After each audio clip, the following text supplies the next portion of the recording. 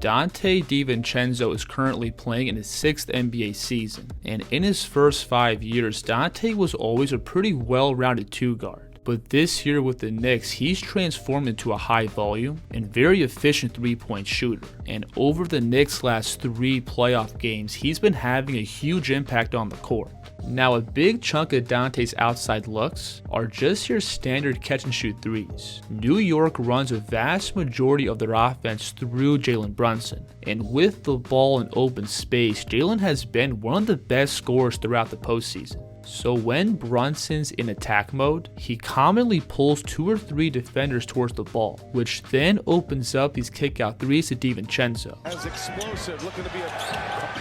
You'll see Brunson here refuse this screen, which then pulls Donte's man up towards the ball, opening up his practice shot in the corner. Now on this play, the Pacers are going to double Brunson off this ball screen. And as that happens, these 2 weak side defenders are forced to collapse down to protect the paint. But the Knicks are able to move the ball around and find Donte in the opposite corner. We can see the same effect on this play, where Indiana blitzes Brunson at half court, which again forces the weak side to collapse down, setting up another corner 3. Now mechanically, Donte also has a really quick trigger off the catch. If the defense gives him any airspace with the ball on the perimeter, Donte is going to have his feet set and let it go with no hesitation. Notice on this play how Oubre falls asleep for a split-second ball watching, and as DiVincenzo receives this pass, notice how he hops up towards the ball, and he lands on 2 feet to then immediately elevate up. The Knicks on this play are just going to run a simple dribble handoff, and with both of these defenders below the 3, Donte is going to simply shift up towards the ball to then catch and turn into this jumper. Now, another big element in DiVincenzo's outside shooting is going to be his balance and footwork. Donte is elite at shooting on the move, and this makes him really tough to deal with on the break, because DiVincenzo can go from a full sprint to then instantly stopping and popping these transition threes. You'll see him here filling a lane on the break, and as he receives this pass, notice how Donte is going to slow down his momentum by chopping his feet. Then he catches and steps left-right for this perfectly balanced jumper. This play kind of looks like Steph Curry, where DiVincenzo is out in front of the ball, and watch him peel out towards the wing, to then rotate his body towards the basket as he catches, getting himself squared up to fire as soon as he receives the ball. And then all that footwork carries right over to Donte shooting in the half court. The Knicks love to run him off these dribble handoffs, where DiVincenzo both has the balance to aggressively blast off these screens, and the feel to read the defense and find the open spots to rise up. Notice how Pascal Siakam here is trying to fight over the screen. So Donte is going to step through this pass and extend forward into a left-right jumper. But now on this play, Halliburton tries to sneak under this handoff. So instead of stepping forward, Donte is going to simply stop short and pop a 30-foot bomb. And if the defense stays attached and blows up the initial handoff, the Knicks can just turn this into your standard ball screen. And DiVincenzo is also comfortable dribbling into open space and rising up into pull-up threes.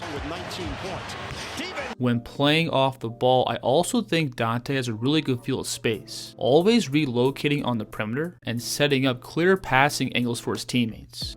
You'll see hard catch here and get into the teeth of the defense. And on the weak side, notice how Donte is going to lift up, giving Hart a clear path to make this pass.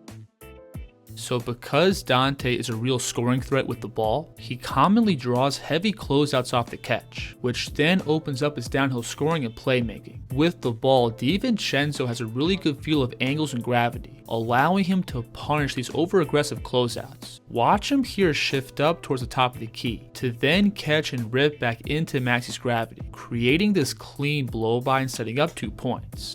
And that outside shooting threat also allows him to easily turn the corner off these pin down screens. And that's because Donte's man is always trying to fight over, to take away the catch and shoot option off the screen. But that in return allows him to cut into this open space and put pressure on the rim for more high quality offense.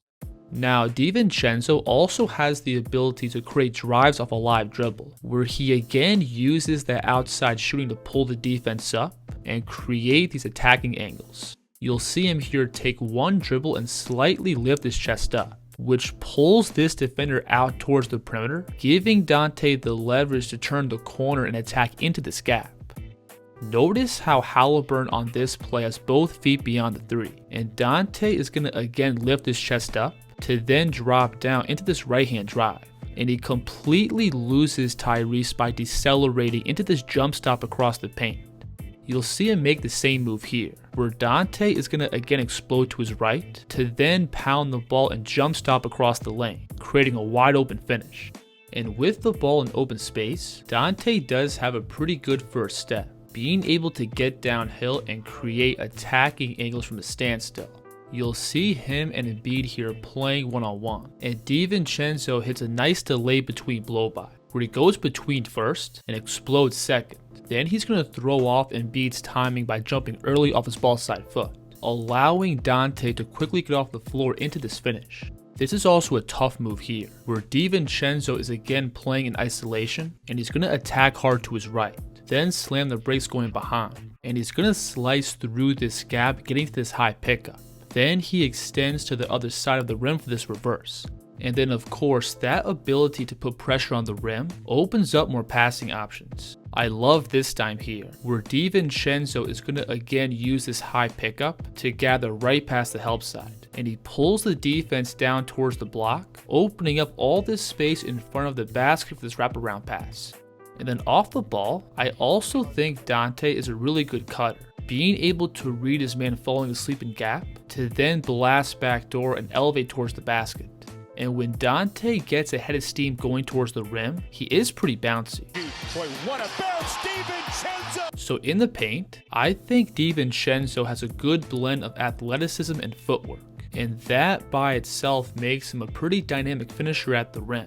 But I do think Donte at times can be a little bit reckless around the basket. There's times where he leaves his feet too early and tries to jump through contact to create a finishing angle, which can work if you're Ja Morant. But I don't think DiVincenzo has that kind of pop off the floor. You'll see him catch here on the break, and from this spot, I would love to see him attack Embiid's chest and create a scoring window on his left side. But Donte instead forces up this reverse layup that's not there. I also think DiVincenzo is lacking some strength around the basket. When playing in traffic, Donte does elect to quickly rush up finishes, instead of slowing down and getting physical in the paint. But this is honestly just me nitpicking. I think DiVincenzo overall gives New York the scoring punch they desperately need around Jalen Brunson. He's established himself as an elite outside shooter, plus he has the skill to put the ball down and be a reliable creator. And for the Knicks going forward, DiVincenzo's play is going to for sure be crucial. If you enjoyed this video, please like and subscribe.